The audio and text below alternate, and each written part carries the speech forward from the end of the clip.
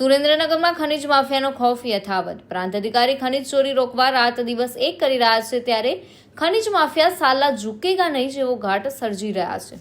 થાનસાઈલા મૂડી જેવા વિસ્તારમાં ખનીજના ભંડાર ભરેલા છે, ત્યારે ચોટીલા પ્રાંત હરેશ મકવાણા ખનીજ ચોરી અટકાવવા અથાગ પ્રયત્નો કરી રહ્યા છે. ત્યારે વધુ એક વ્યક્તિનો જીવ ખનીજ ચોરી માટે બનાવેલી ખાણ ગયો છે.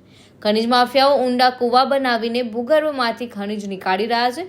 ત્યારે ગઈ રાત્રે મૂડી વિસ્તારમાં આવેલા વગડિયાનાઈ સીમમાં એક કૂવામાં ડ્રાઈવર સાથે એક લોડર મશીન સીધું ઊંડા કૂવામાં ખાબક્યું હતું.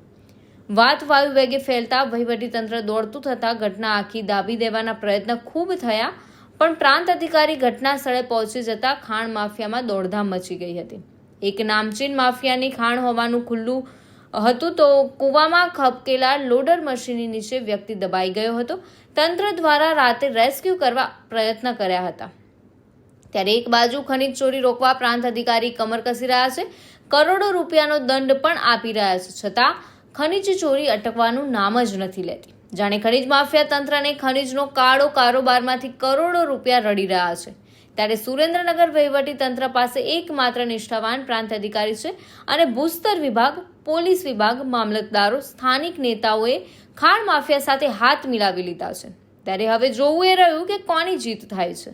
મૂળી તાલુકાના ખાખરાળા અને સાયલા તાલુકાના ચોરવીરાની જે સીમ છે ત્યાં સરકારી સર્વે નંબર 309માં આજથી 3 થી 4 વર્ષ અગાઉ જે જામવાળીના વિઠ્ઠલ જાગા અલગોતર છે તેઓ દ્વારા મોટા પ્રમાણની અંદર અહીંયા કુવાઓ ગેરકાયદેસર ગાળી અને કોલસો કાઢવામાં આવેલો હતો અને આ કુવાઓ હજુ પણ યથાવત જ એમ જ પડેલા છે. અને જે તે વખતે જે બીજી પણ અન્ય ખનીજો નીકળેલી જેની અંદર સેન્ડસ્ટોન છે અને ફાયર ક્લે છે, એ ફાયર ક્લેને ભરવા માટે ગઈકાલે એમનું લોડર અને ડ્રાઈવર છે એ ભરવા માટે મોકલેલા હતા. અને આ ફાયર ક્લે એટલે કે જે ટીઓ છે એ ભરવા જતા જે બાજુની અંદર કૂવો આવેલો છે તો ડ્રાઈવર દ્વારા જે રિવર્સ લોડર લેતા એ કૂવાની અંદર લોડર અને ડ્રાઈવર બંને સાથે પડેલ છે. અને જે અંદર જે કૂવાની અંદર છે 35 ફૂટ જેટલું પાણી પણ ભરાયેલું છે અને જે બોડી છે, ડેડ બોડી છે એ સીધી લોડરની નીચે આવી ગયેલી છે તળિયે. એટલે હાલ જે કામગીરી રેસ્ક્યુની ચાલી રહી છે એની અંદર અમોએ ફાયર બ્રિગેડ રાજકોટ અને ફાયર બ્રિગેડ સુરેન્દ્રનગર તેમજ ચોટીલાની ક્રેનની મદદ લઈ અને કાર્યવાહી હાથ ધરેલી છે. હાલની પરિસ્થિતિ શું છે સર?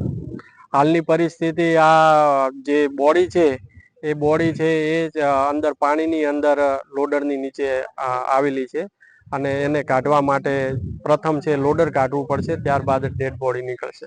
રાજુદાન ગઢવી સાથે મનહરદાન ગઢવી, ચક્રવાત ન્યૂઝ, સુરેન્દ્રનગર.